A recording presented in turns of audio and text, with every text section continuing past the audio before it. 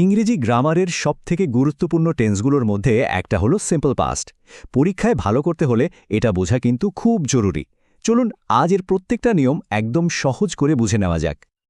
আচ্ছা, তো আজকে আমরা কি দেখব? প্রথমে বুঝব সিম্পল পাস্ট টেন্স জিনিসটা কি। তারপর ধাপে ধাপে দেখব হ্যাঁ বোধক, না বোধক আর প্রশ্নবোধক বাক্য কিভাবে বানাতে হয়। কিছু স্পেশাল ভার্বের ব্যবহার নিয়েও কথা বলবো। আর সবশেষে পরীক্ষার কিছু প্রশ্ন সলভ করে পুরো বিষয়টা ঝালিয়ে নেব। তো চলুন একেবারে গোড়া থেকে শুরু করা যাক। এই যে আমরা বলি পাস্ট ইনডেফিনিট বা সিম্পল পাস্ট টেন্স, এটা আসলে কি আর কখন আমরা এটা ব্যবহার করি? এখানে সবচেয়ে জরুরি শব্দটা হলো সম্পূর্ণভাবে, মানে কাজটা অতীতেই শুরু হয়েছে আর অতীতেই শেষ, বর্তমানে তার আর কোনো রেশ নেই। ব্যাপারটা অনেকটা একটা পুরনো ছবির মতো, তাই না? একটা মুহূর্ত যেটা শেষ হয়ে গেছে। বেশ, তাহলে তো বোঝাই গেল জিনিসটা কি। এবার চলুন দেখি এটা ব্যবহার করে বাক্য বানানো যায় কি করে। শুরু করা যাক হ্যাঁ সূচক বা অ্যাফার্মেটিভ বাক্য দিয়ে। দেখুন, এর গঠনটা কিন্তু একদম সোজা। প্রথমে সাবজেক্ট, মানে যে কাজটা করছে, তারপর ভার্বের পাস্ট ফর্ম, যেটাকে আমরা সংক্ষেপে বলি V2, আর তারপর অবজেক্ট বা বাক্যের বাকি অংশ। যেমন আই স দ্য থিফ, এখানে আই হলো সাবজেক্ট, স হলো সি এর V2, আর দ্য থিফ হলো অবজেক্ট। খুবই সহজ। এতক্ষণ তো সব সোজা সাপটা ছিল, এবার একটু মজা আসবে, কারণ এখন আমরা বাক্যে একটা নতুন বন্ধুকে নিয়ে আসব, আর সেই হলো ডিড। এই স্লাইডটা কিন্তু খুবই গুরুত্বপূর্ণ, ভালো করে খেয়াল করুন। যেই না বাক্যে ডিড চলে এলো, অমনি মেইন ভার্বটা আবার তার আগের চেহারায় ফিরে গেল, মানে V2 থেকে সোজা V1, কারণ ডিড নিজেই তো পাস্ট টেন্স বোঝাচ্ছে, তাই না? তাই ড্যান্সড হয়ে গেল ডিড নট ড্যান্স। প্রশ্ন বানানো আরও সহজ, মাত্র 4টে স্টেপ। সবার আগে ডিডকে বসিয়ে দিন, তারপর সাবজেক্ট, তারপর কিন্তু ভার্বের প্রেজেন্ট ফর্ম বা V1, আর শেষে একটা প্রশ্নচিহ্ন। ব্যাস হয়ে গেল। সাধারণ WH প্রশ্নগুলো, যেমন হোয়েন, হোয়ার, ওয়াই, এগুলো ডিডের নিয়মটাই মেনে চলে। কিন্তু একটা জায়গায় একটু সাবধান থাকতে হবে, আর সেটা হলো হুয়ের বেলায়। দেখুন, এখানে নিয়মটা একটু অন্যরকম। এই নিয়মটা একদম মাথায় গেঁথে নিন। যদি হু নিজেই কাজটা করে, মানে সাবজেক্ট হয়, তাহলে ডিডের কোনো দরকার নেই, সোজা ভার্বের পাস্ট ফর্ম বা V2 বসিয়ে দিলেই হবে।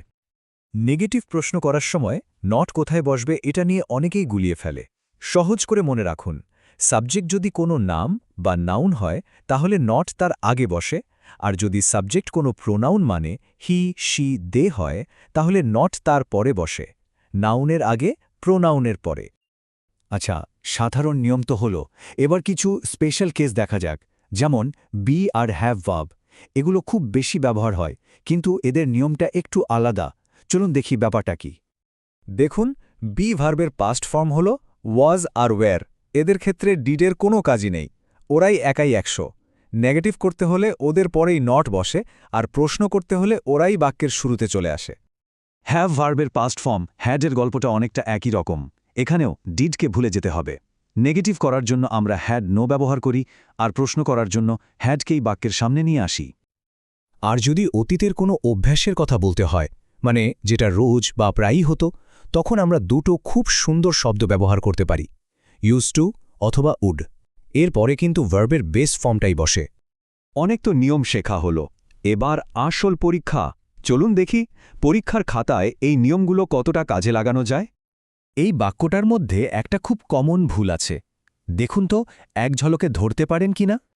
একদম ঠিক, ভুলটা হলো হার্ড। মনে আছে তো আমাদের সেই গোল্ডেন রুল, বাক্যে একবার ডিড এসে গেলে মেইন ভার্ব সব সময় তার আসল রূপে, মানে V1-এ ফিরে আসে, তাই এখানে হবে হিয়ার।